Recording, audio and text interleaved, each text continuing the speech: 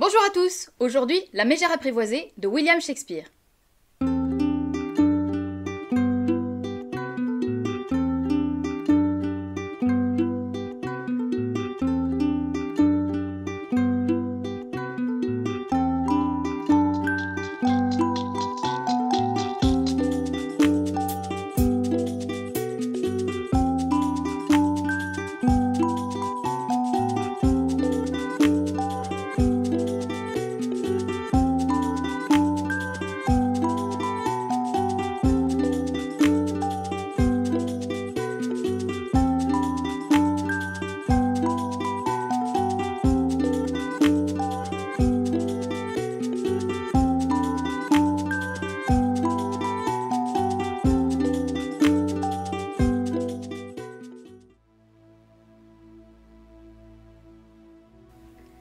La scène se passe dans une lande devant un cabaret.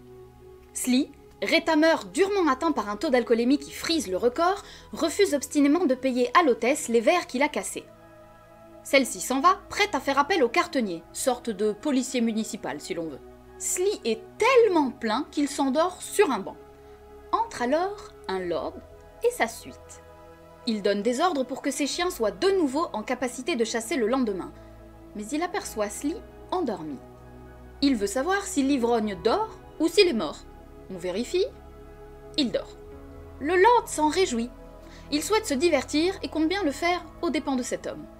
Il ordonne qu'on emmène l'homme tant qu'il est inconscient et qu'à son réveil, on lui fasse croire qu'il est un grand seigneur qui sort d'une longue crise de démence. Entrent alors des comédiens qui viennent proposer une pièce. Le lord y voilà un bon moyen de mettre en branle son divertissement. Il accepte et ordonne qu'on apprête son page en femme afin de faire croire à l'ivrogne qu'il s'agit là de sa femme. Dans une chambre à coucher du château du lord, Slee s'éveille. Comme prévu, les serviteurs s'empressent de lui parler comme à un père du royaume. Slee n'y comprend strictement rien, il se souvient bien lui pourtant de qui il est le fils. Mais autour de lui, personne ne prend en compte ses affirmations. Le lord insiste, les valets aussi. Complètement hagard, Slee finit par se laisser prendre au jeu. Après tout, ces gens qui lui parlent avec une telle déférence doivent bien avoir raison. On lui explique qu'il est resté 15 années durant atteint de démence. Slee n'en revient pas mais finit par demander à voir sa dame.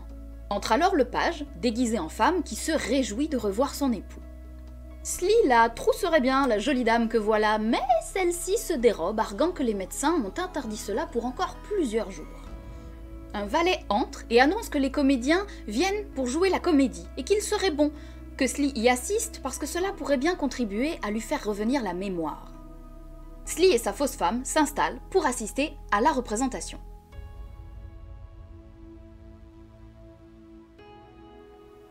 La scène se passe à Padoue, sur une place publique. Entre Lucentio, jeune Florentin accompagné de son valet, Tranio. Lucentio est venu à Padoue afin d'étudier la philosophie et espère bien se plonger avec bonheur dans les délices que procure la vertu. Tranio l'enjoint à se conserver le droit de prendre du plaisir en certaines choses, y compris la vertu. Mais du monde arrive et nos compères s'écartent. Entre Battista, suivi de ses deux filles, Catarina, l'aînée, et Bianca, la cadette. Viennent ensuite le vieux Gremio et Hortensio, qui tous deux soupirent pour Bianca. Battista est intraitable, il ne changera pas d'avis. Il refuse de marier Bianca tant que Catarina, son aînée, n'aura pas trouvé d'époux. Problème, la jeune femme a un caractère absolument épouvantable qui fait fuir tout prétendant potentiel. Les deux hommes s'insurgent que Bianca doive rester fille à cause du caractère épouvantable de sa sœur. Mais Battista ne changera pas d'avis. Il renvoie Bianca dans la maison et précise aux deux hommes que celle-ci aimant particulièrement la musique, il recherche un maître pour la lui enseigner, attachant beaucoup d'importance à l'éducation de ses filles. Là-dessus, il sort, demandant à Catarina de le laisser seul avec sa sœur. Mais celle-ci n'a pas la moindre intention de tenir le crachoir aux deux hommes et se dépêche de sortir à son tour. Hortensio et Gremio restent. S'ils sont rivaux en amour, une chose pourtant peut les contraindre à œuvrer ensemble. Hortensio propose que tous deux se mettent en recherche d'un homme assez fou, ou assez vénal, prêt à accepter d'épouser Catarina en dépit de son caractère, libérant ainsi Bianca. Ils tombent d'accord sur la nécessité de leur plan, puis se quittent. De son côté, Tranio a très bien saisi ce qui se passe dans la tête de son maître. Lucentio, en effet, se meurt désormais et brutalement d'amour pour Bianca. Il n'a d'ailleurs absolument rien écouté de la scène tant il est resté focalisé sur la jeune femme. Néanmoins, il a parfaitement entendu que Battista cherche un professeur de musique et compte bien profiter de cela. Pour ce faire, maître et valet échangent leurs habits. Arrive Biondello, l'autre valet de Lucentio. Celui-ci lui ordonne désormais de servir Tranio comme s'il était lui-même. Biondello n'y comprend rien du tout, mais accepte. Avant de sortir, Lucentio demande à Tranio de venir lui aussi soupirer pour Bianca sans lui en expliquer la raison. Quelque part, les personnages du prologue se rappellent à nous. Sly s'endort. Le valet et le page le lui font remarquer. Entre alors Petruchio, accompagné de son valet Grumio. Il a quitté sa natale Vérone afin de venir à Padoue rendre visite à un vieil ami, Hortensio. Mais arrivé devant sa maison, il exige de son valet qu'il le frappe. Celui-ci rechigne, pas dupe de ce qui risque de lui tomber dessus par la suite. Mais Petruchio se fâche et insiste. Là-dessus, Hortensio ouvre la porte. Ravi de retrouver un vieil ami, il commence par séparer les deux hommes et s'enquiert auprès de Petruchio de la raison de sa présence à Padoue. Celui-ci explique que son père est mort et qu'il a choisi d'aller de par le monde voir comment il tourne et, si possible, faire un mariage qui grossira sa bourse. Hortensio saisit l'idée au vol et lui expose son projet. Il lui parle de Catarina qu'il décrit sans mentir. C'est une harpie qui a pour seule qualité d'être riche. Ni une ni deux, Petruchio s'imagine immédiatement marié, caractère épouvantable ou non. Il est même prêt à aller voir Battista tout de suite. Mais Hortensio l'arrête. Son plan ne s'arrête pas là. En effet, il compte bien lui-même se déguiser en maître de musique afin d'approcher Bianca. C'est alors qu'arrive le seigneur Gremio. Il est accompagné de Lucentio, déguisé en maître de musique. Il présente à Hortensio ce jeune maître de musique qu'il va, de ce pas, proposer à Battista. Hortensio prétend qu'il en a lui aussi trouvé un. Puis il explique à Gremio que Petruchio, que voilà, accepte de courtiser Catarina et même de l'épouser si sa dot lui convient. Gremio n'en revient pas. Il existe donc sur cette terre quelqu'un capable de se lancer dans pareille aventure. Gremio et Hortensio s'engagent même à aider financièrement Petruchio dans toutes les dépenses liées à ses projets d'épousailles. Entre Tranio, le valet de Lucentio, mais vêtu des riches atours de son maître. Il demande le chemin pour se rendre chez le seigneur Battista. Hortensio et Gremio sont méfiants. Pourquoi donc cet inconnu souhaite-t-il s'y rendre? Aurait-il des vues sur Bianca? Or, Tranio n'en fait pas mystère, il a bien des vues sur l'une des filles de Battista. Petruchio intervient. L'aîné lui revient, mais Tranio le rassure, il vise la cadette. Hortensio et Gremio sont furieux. Un nouveau rival, il ne leur manquait bien que cela. Mais Tranio, malin, joue l'homme d'honneur et amadoue les deux autres en proposant que tous partagent un repas ce soir-là. Ils sortent.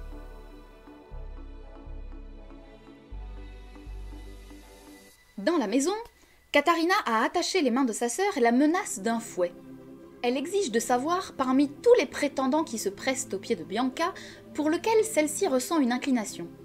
Mais Bianca prétend n'en ressentir pour personne. Catarina ne la croit pas une seconde et la frappe quand entre leurs pères. Il s'interpose, délivre Bianca et l'envoie se réfugier dans une autre pièce. Il sermonne Catarina, qui réplique que de toute façon, peu importe la situation, elle passera toujours en second derrière cette si belle et si parfaite Bianca. Puis elle sort. Resté seul, Battista se désespère quand entre Gremio, accompagné de Lucentio, déguisé en maître d'école et qui se fait désormais appeler Cambio. Puis viennent Petruchio, accompagné d'Hortensio, déguisé en maître de musique et se faisant pour sa part appeler Liccio. Entre enfin Tranio, vêtu des affaires de son maître et accompagné de Biondello. Chacun y va de sa petite présentation. Les deux maîtres, que sont donc Lucentio et Hortensio, sont envoyés auprès des filles de Battista, tandis que les autres sont invités à dîner par leur hôte.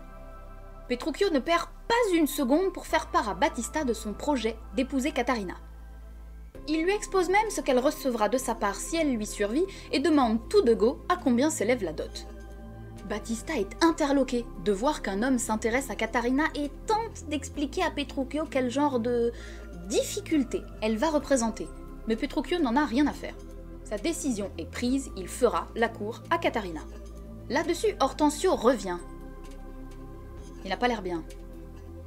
Il a tenté d'enseigner le luth à Catarina. De colère, la jeune femme lui a brisé l'instrument sur la tête. Petruchio, pas douché pour 2 sous, se réjouit de la savoir si tempétueuse et demande même à Battista de la faire venir immédiatement. Celui-ci part la chercher pendant que tous les autres, Petruchio excepté, s'éclipsent prestement. Seul, Petruchio explique sa stratégie. Il dira toujours le contraire de ce que dira Catarina. Si elle parle, il louera son silence, et inversement. Mais la voilà qui vient. Si la langue de Catarina est affûtée, elle découvre bien vite que celle de son prétendant l'est aussi, tout fou qu'il paraisse. Mais à la différence des autres, il ose user de la force pour la retenir, ce que personne d'autre avant lui n'a jamais osé faire. Il ne la blesse pas cependant, sa langue et sa force d'homme suffisent. Mais voici qu'entrent de nouveau Battista, Gremio et Tranio, qui, je le rappelle, se fait toujours passer pour son maître Lucentio. Le père s'enquiert du train où vont les choses. Petruchio lui dépeint une Catarina vertueuse et sage que personne ne reconnaît et prétend qu'elle lui a accordé sa main. Celle-ci rage l'inverse, mais Petruchio explique qu'ils ont convenu ensemble qu'elle continuerait d'agir de cette façon jusqu'à ce que le mariage, fixé à dimanche, ne soit célébré. Quoiqu'un peu ébranlé, Battista accepte sans que Catarina ait quoi que ce soit à y redire. Petruchio annonce partir pour Venise afin de préparer la noce, acheter de beaux habits. Il embrasse Catarina et sort. Celle-ci s'enfuit à son tour. Tranio et Gremio ne traînent pas pour rappeler à Battista ses engagements. Catarina va se marier. Il est donc temps de choisir un époux pour sa sœur. L'un après l'autre, ils énumèrent ce qu'ils peuvent apporter à la demoiselle par un mariage. Tranio a l'avantage. Gremio ne peut pas offrir autant. Cependant, Battista perçoit un problème. Tranio ne possède pas directement tout ce qu'il promet puisque son père est encore en vie. Battista pose donc une condition à la main de sa cadette. Si Tranio parvient à devenir propriétaire de toutes les possessions de son père, il obtiendra la jeune femme. Là-dessus, Battista sort. Gremio se réjouit, puis sort à son tour. Mais Tranio n'est pas en reste d'idées. Il va bien réussir à trouver un homme qui, contre quelques pièces, acceptera de se faire passer pour son père et promettra tout ce qu'on lui demandera.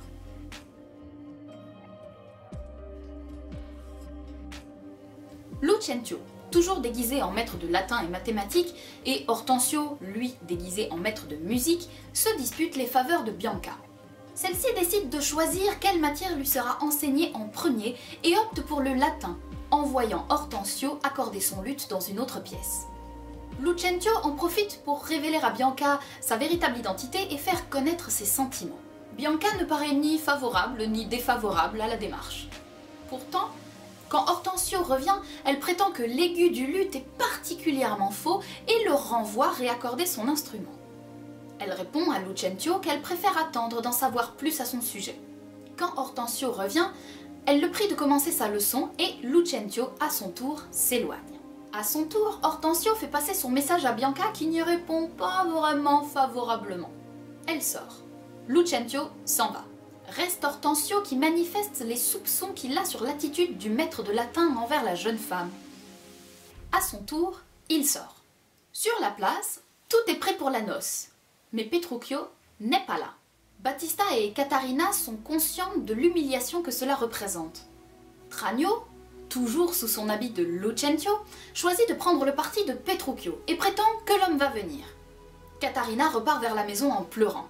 Arrive alors Biondello en courant. Il vient prévenir de l'arrivée imminente de Petruchio.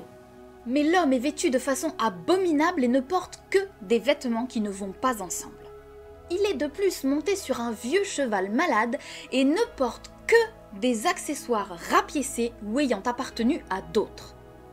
Or, Petruchio est riche. Mais le voici qui entre. Sans surprise, Battista l'accueille froidement. Petruchio n'y accorde aucune importance et s'étonne même qu'on ne lui fasse pas plus chaleureux accueil. Mais trêve de bavardage, il veut aller saluer sa promise et sort. Tranio propose alors d'essayer de le convaincre de se vêtir plus normalement pour la noce. Battista y part dans cette optique. Reste Tranio et son maître Lucentio, toujours déguisé. Il lui explique son plan. Il leur faudra trouver un vieil homme tout prêt à jouer le rôle du père de Lucentio pour que Battista consente à donner sa fille cadette. Mais entre alors le seigneur Gremio. Il revient de l'église où il a assisté au mariage de Petruchio et Catarina. Ce qu'il raconte défie l'imagination. C'en est à un point tel que pour la première fois, il plaint Catarina. C'est dire. Petruchio a accumulé blasphèmes et violences au sein même de la maison du Seigneur. Il a même embrassé Catarina de façon beaucoup trop appuyée. Gremio s'est enfui. Mais voici venir Petruchio, Catarina et le cortège. Petruchio remercie chacun de sa présence, mais prétend devoir partir à l'instant, prétextant que ses affaires ne peuvent attendre davantage. Tous tentent de le retenir, y compris Catarina, mais l'homme ne se laisse pas convaincre et enlève même sa femme à la vue de tous. Battista baisse les bras. Après tout, ainsi, tout le monde sera plus tranquille.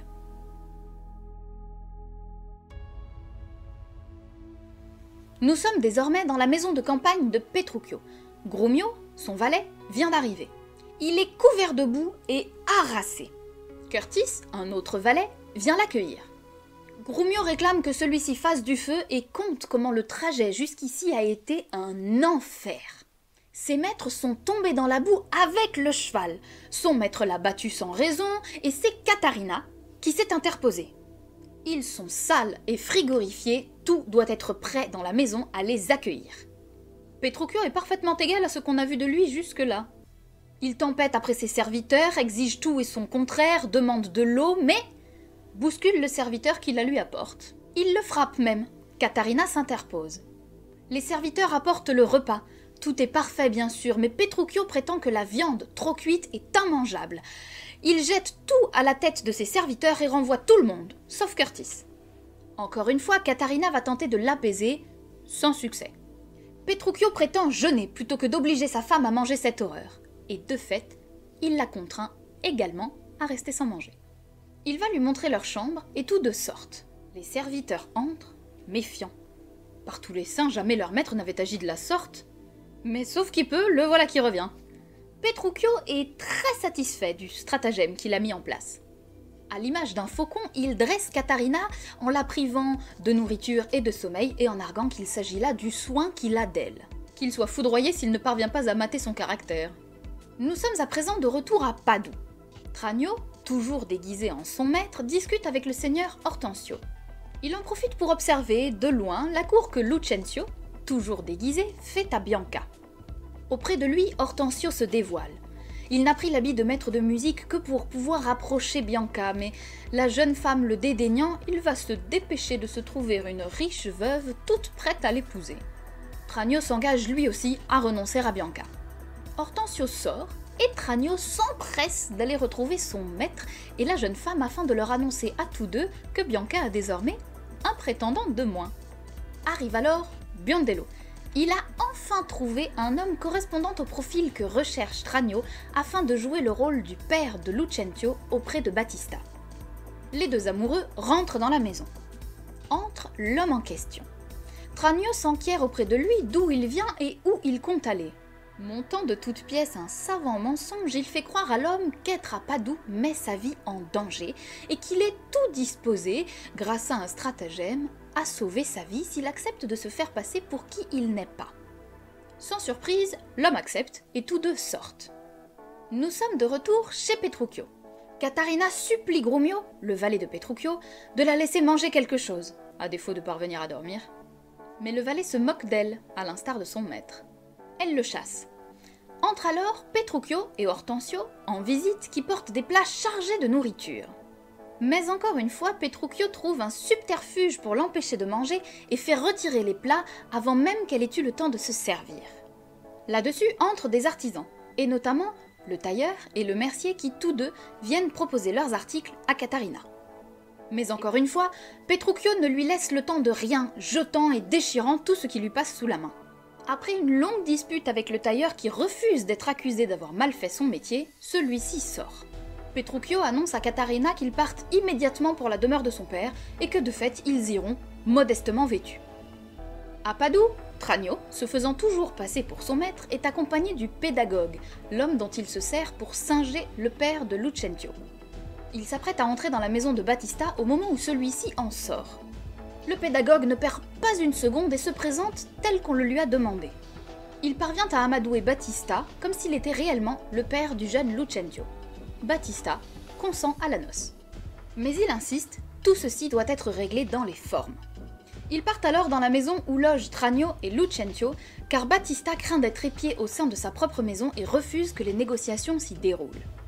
Biondello et le vrai Lucentio restent sur scène. Biondello explique à son maître ce qu'il en est. Les jeunes amants vont pouvoir se marier dans l'après-midi, en secret. À Lucentio maintenant de parvenir à convaincre Bianca. Il sort. Sur la grande route qui mène à Padoue, Petruchio, Catarina et Hortensio tentent de rejoindre la ville. Mais les élucubrations de Petruchio n'aident en rien. Le voilà maintenant qui prétend que le soleil est la lune et la lune le soleil. Catarina commence par le contredire, mais Hortensio la supplie d'aller dans son sens, sans quoi ils n'arriveront jamais à destination. Celle-ci s'exécute quand leur route croise alors celle d'un vieillard, qui va s'avérer être Vincentio, le père du vrai Lucentio. Petruchio prétend qu'il s'agit là d'une très jolie jeune fille, et Catarina acquiesce, contrainte d'aller dans son sens. Mais Petruchio veut savoir qui est l'homme en question et le pousse à se présenter. La nouvelle ravit Petruchio, qui lui annonce sans façon que Lucentio, son fils, s'apprête à épouser la sœur de sa femme, qui est une femme vertueuse et surtout richement dotée. Vincentio a quelques doutes. Petruchio et Catarina n'ont pas tout à fait l'air de gens sains d'esprit. Il les accompagne tout de même. Hortensio, de son côté, file retrouver sa veuve, plein d'idées pour la mater si d'aventure elle venait à se rebeller.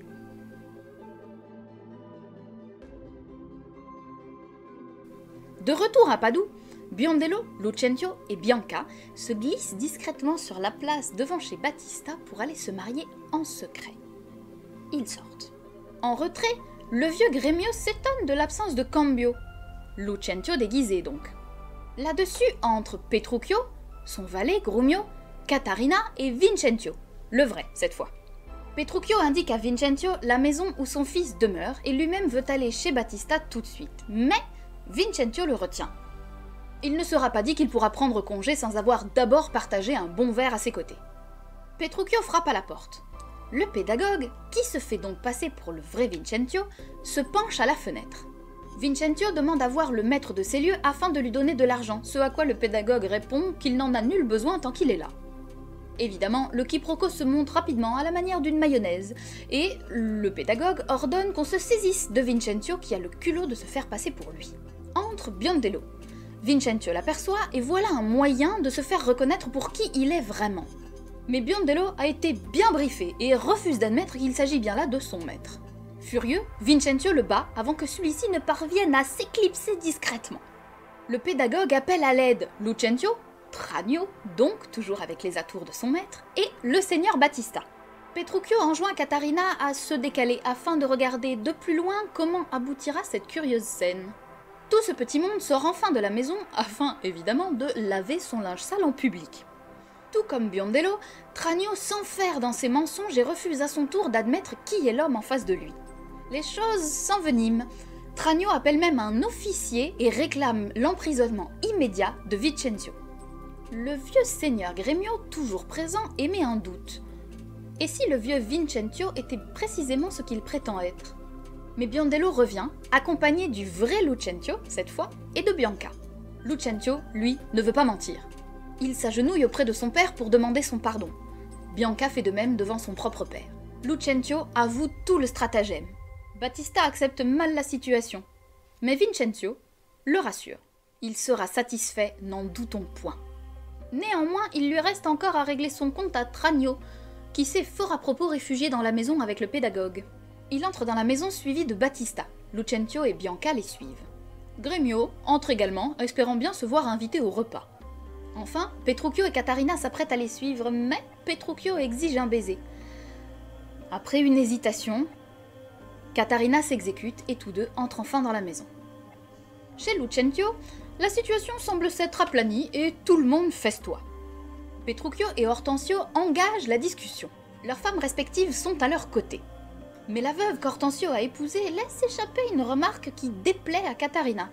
Petruchio parie sur sa femme comme vainqueur de la joute qui s'annonce. Battista et Gremio ne peuvent que constater que Catarina maîtrise son caractère. Bianca, elle, s'affirme.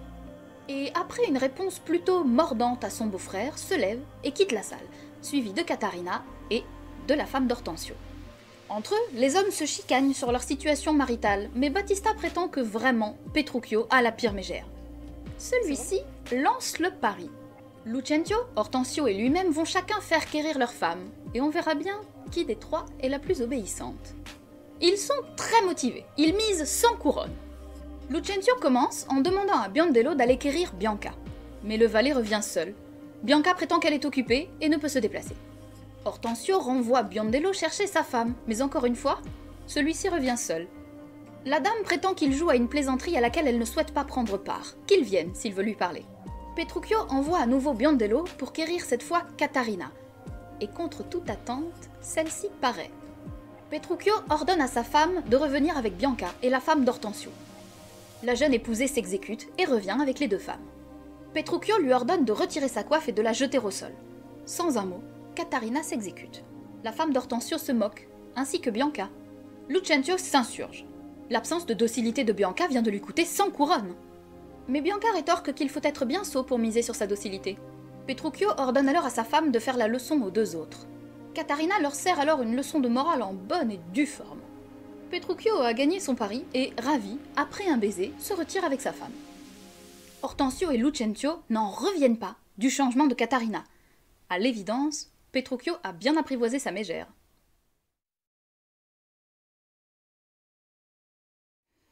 Merci à tous d'avoir regardé cette vidéo, n'hésitez pas à nous dire en commentaire ce que vous avez pensé de la pièce. N'hésitez pas non plus à la partager et à vous abonner si ce n'est pas encore le cas. Quant à moi, je vous dis à très bientôt pour une prochaine vidéo. Restez à l'affût.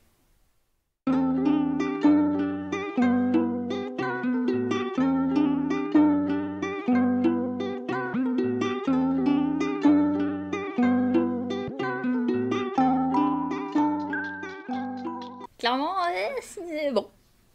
Je raconte cette pièce, mais je la cautionne pas. Mais j'adore cette pièce.